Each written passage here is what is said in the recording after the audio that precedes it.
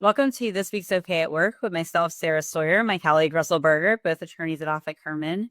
And today we are talking about the government shutdown and preparing for economic uncertainty that comes with that and other adjacent things. So when there's some volatility in the market and there's volatility with the government and volatility and unpredictability, it's always good to prepare for what will if my sources of income as a business are impacted.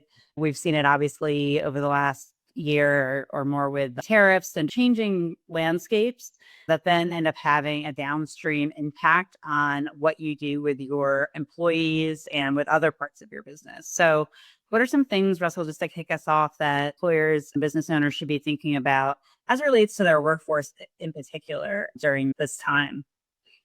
Yeah. Well, as you mentioned, we're dealing with the government shutdown right now as we're recording this. By the time this goes live, maybe that'll be over, maybe it won't. But the uncertainty and the threats to revenue streams perpetually exist. One of the things that you need to be cautious of as an employer is that you got to have cash to pay wages. And that's one of the primary obligations. If employees don't get wages, there are multipliers and liquidated damages and attorney's fees, and it becomes a lot more expensive if you're unable to pay wages. So you've got to have a plan if there's short-term cash interruption as to what you're going to do.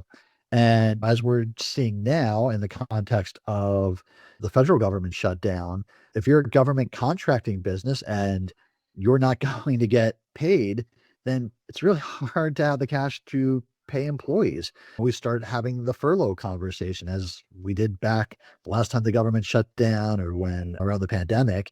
And that ostensibly means that we tell people you're still employed, but you're not coming to work. You're not working. We're not going to pay you for work.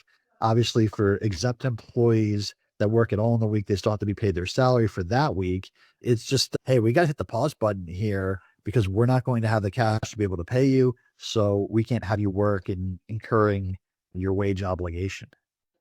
And an important thing whenever we're talking about furloughs or any reductions in force or any kind of groups of people that might be subject to changes in their employment conditions is taking a look at what does that group look like? Why are you making the decisions? Who are you choosing?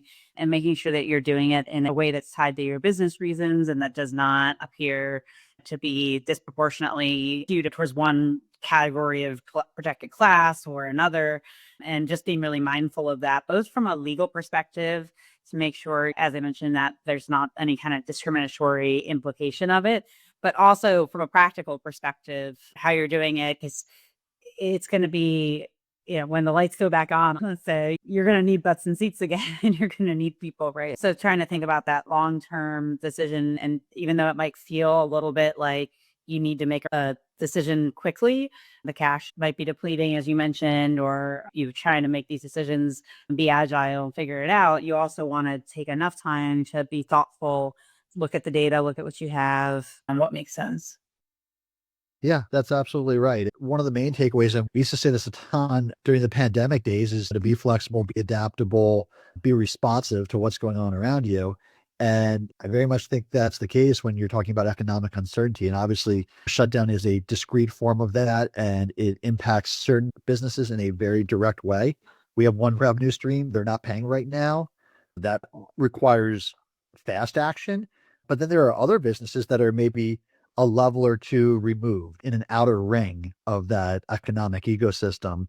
And you have time, but you should be thoughtful about, well, what does this mean? Part of my business is supporting government contractors. What does it mean if my government contracting revenue streams are limited in the short term, in the medium term? How do I plan for that? What does that mean for my employees? What does that mean for my business? How do I guard against that? The big problems that could come from that. Well, all great points. And thanks, Russell. And we'll see you next time. Thanks, Sarah.